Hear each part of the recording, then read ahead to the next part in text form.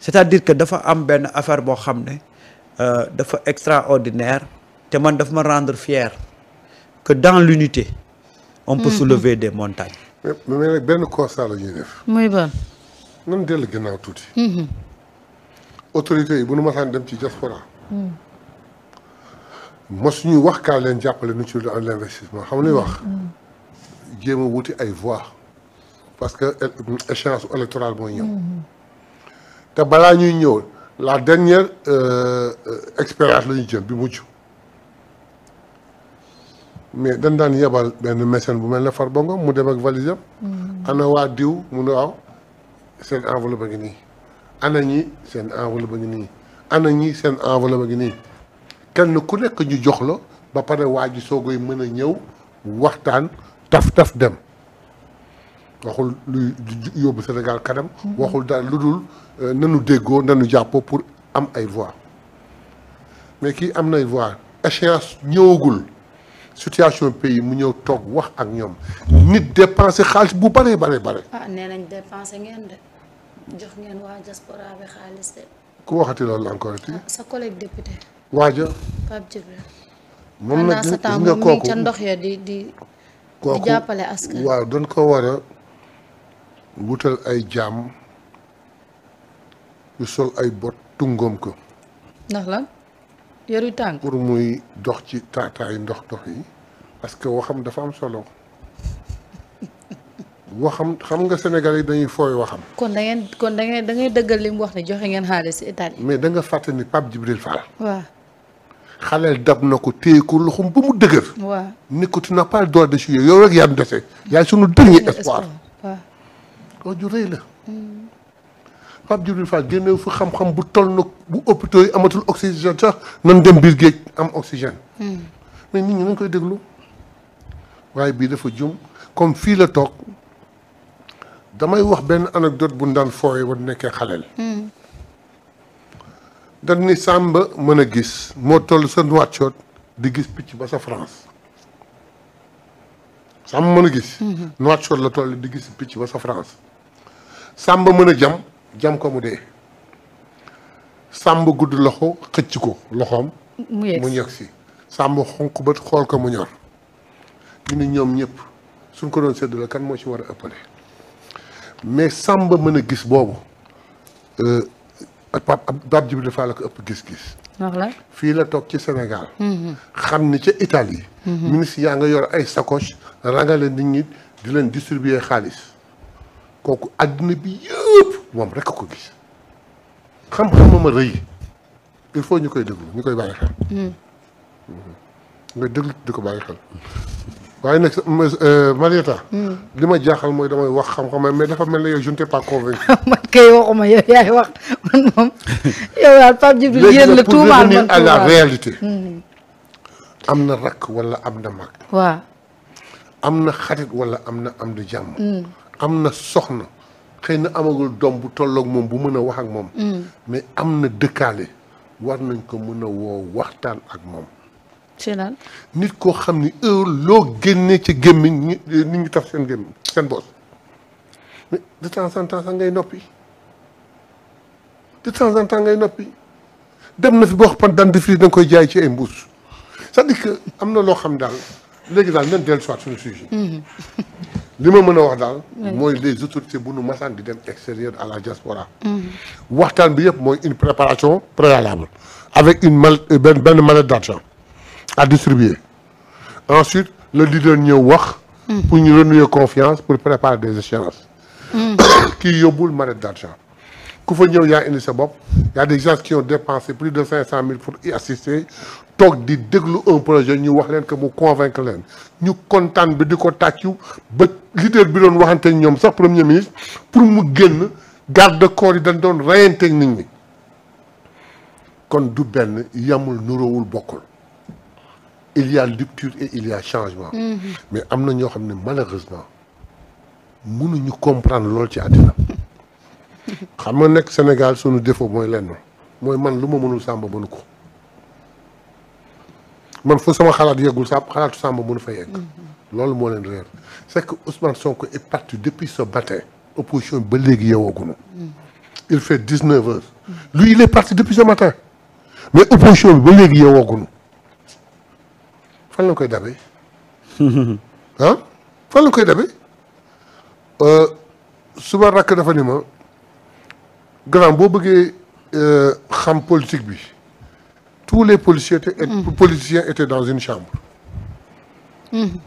Ousmane Sonko a eu la chance de voir la clarté ni bëccëg jot na mu ni bëri. mais am générosité bu toll na. balaa muy génn mu ni fajal jot na jóg leen bala ngeen di bidante mu daw génn. ñoom ñëpp ñu buruxloo ñëw ci bunt bi kenn nanguwul ci bàyyi sa borom génn moom génn na ba dem mais ñoom depuis ce matin ñu ngi ci bunt bi di bokkante. c'est que du ñu dégg li muy wax. du ñu xam li muy wax li muy wax arrangé wu leen jubluwunu te nii muy doxale gënalu leen. bu doon sama sago seen sago na mu daan doxe na ko nay doxe am na chance su nguuru na nguuru li muy nguuru abal nu. comme ça après ñu ñëw. xewi na yàqu na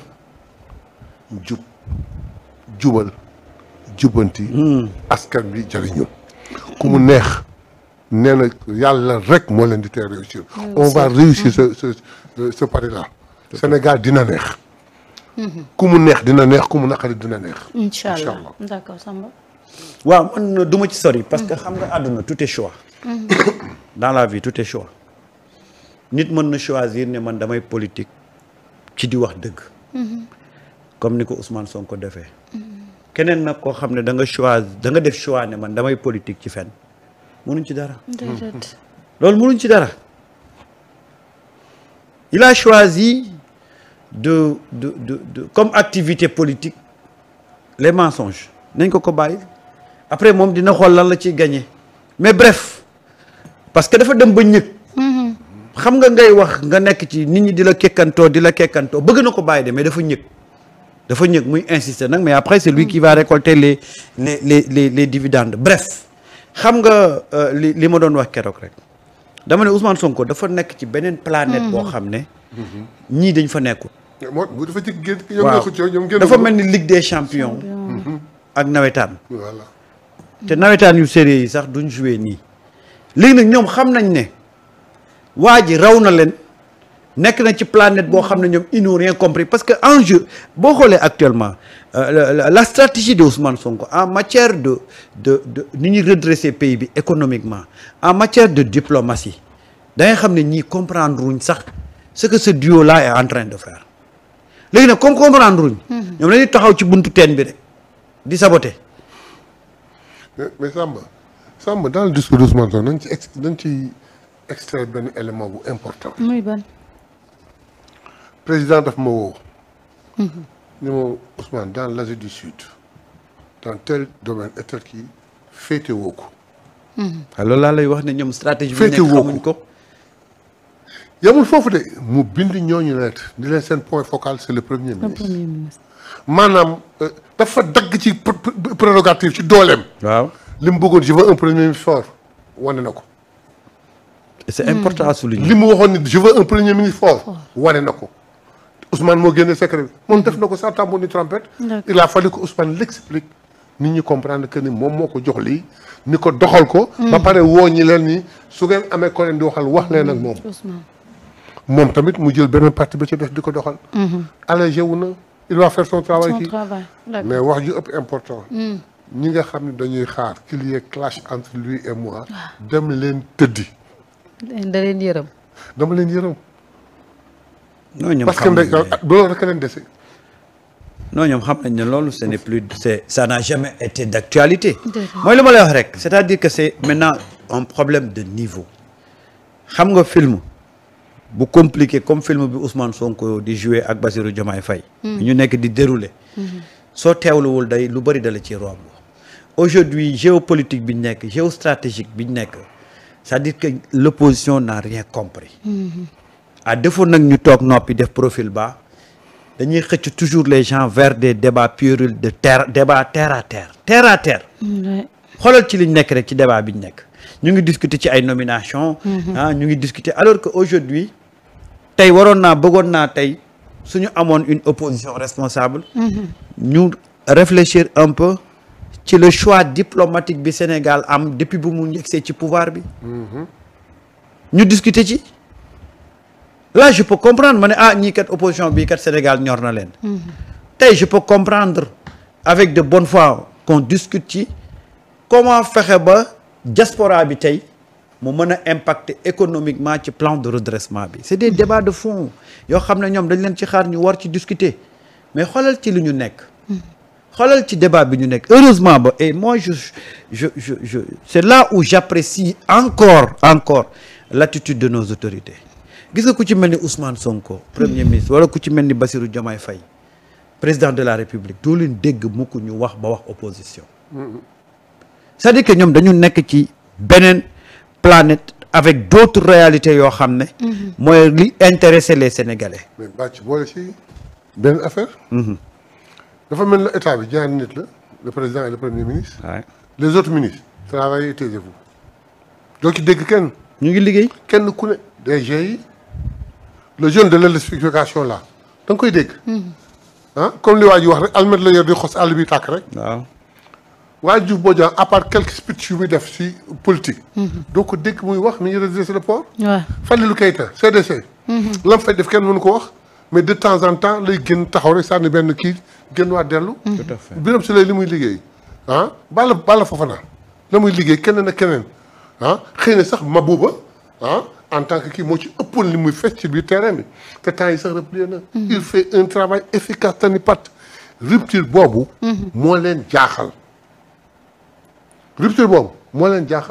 léegi nag Sénégal nii lay doxee ku nu dénk dara nga def ko tani pat absolument doyen gis nga foofu balaa ngay dem ci c'est-à-dire que dafa am loo xam ne Chérif Diouf wax na ko muy ci principale disposition yi ñu jël mu ne renforcement de la représentation consulaire couverture de nouveaux consulats et mise en place d'un nouveau format de la carte consulaire plus moderne et plus accessible xam nga loolu li ko nëq mooy plan de redressement bi waaw regarde l'importance là tout à fait les permis leur passeport bi diaspora sollicité woon defal na ko 10 ans parce que 5 ans mu defal leen ko 10 ans promettre leen ko les véhicules defal na ko mu yóbbul leen ko 10 ans absolument pour wan ni leen ci ngeen bokk ñu ngi leen di dégg mooy fi ngay wax tamit déglu annoncé na ko sax nee na passeport prolongé la durée de validité des passeports sénégalais passe désormais de 5 à 10 ans macha allah beneen question bi nga xam ne wax na leen ko accès au logement création de cités de la diaspora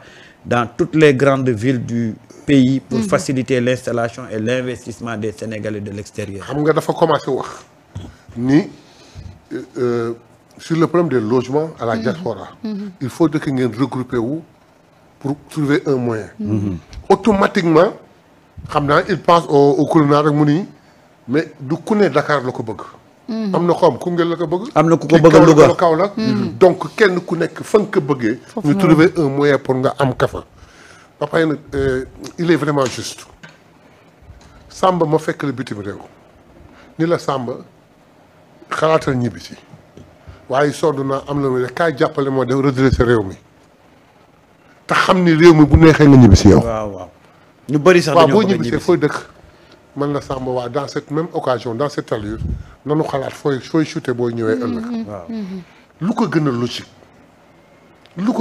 Voilà le travail d'un gouvernement. mais et puis sur des questions essentielles. doyen xoolal beneen question bi rapatriement des corps. ñu ne dañuy instaurer benn assurance spécifique. pour yombal ñiy faatu foofu. ñu leen di mën a indi. dañ doon cotiser di ko def maintenant ils vont payer une assurance qui va. di ket di ko def. qui va s'en charger. léegi dañ leen tegal xoolal lii mooy les questions de fond yi nga xam ne. moom moo intéressé les pourtant Samba yow rek yaa ko wax mais dañ ko nëq question yi ba kenn du ko dégg. man de dama koy wax. yow da nga ko wax mu leer nañ. doyen lii non seulement dama ko wax dama ko photo garder ko sama portable. incha allah bu ma toogee ba chaque mois. bu ma la gisul ñëw assemblée. fàttaliwaat leen. lii parce que dafa war a bar. bu soobee yàlla dina waaw xam nga ñu ne dañuy installer benn journée de la diaspora organisation de la première édition le 17 décembre. 17 décembre. dédiée à la reconnaissance et à la valorisation des Sénégalais établis à l'étranger. ça leur fait chaud au cœur. pour def lu rëy am lu rëy. ça leur fait chaud au cœur. tout à fait. non soo déggee écho yi am ñun ñu fa nekkoon ak ñoom tuuti mais boo leen déggee ñuy wax mooy c'est que ñoom ñu ngi soogay xam ni kon Sénégal fàttewuñu. déedéet mënuñ kon leen Sénégal compté wuñ ci ñun rek comme une vache laitière. waaw di nàmp rek sans soucier de nous. donc il soucie de nous. léegi nag il appelle ni leen seen journée boobu. fexe leen ba ñëw leen. dañuy ñëw. feete leen ko. la doyen. yow xam nga waa diaspora dañuy ñëw diaspora di leen defar seen journée de. xoolal ñu ne fii. soutien au projet économique après les 800 millions de francs CFA mobilisés en 2024 de nouveaux mécanismes seront mis en place pour faciliter l'accès au financement des initiatives portées par la diaspora. C'est-à-dire que dañuy yokk fonds bi. pour que képp koo xam ne am nga projet. ñu mën la ci accompagner ba nga exécuter projet boobu. loolu c'est déjà quelque chose. ñu ne fii contribution scientifique et bénévole mise en place d'un cadre de collaboration avec l'Académie des sciences permettant aux Sénégalais de l'extérieur de partager les compétences au service du pays. lii dama ko fay jooytu. dama ne man ni ma xamee Sénégalais yi nekk bitim réew. ak ni ñu xarañee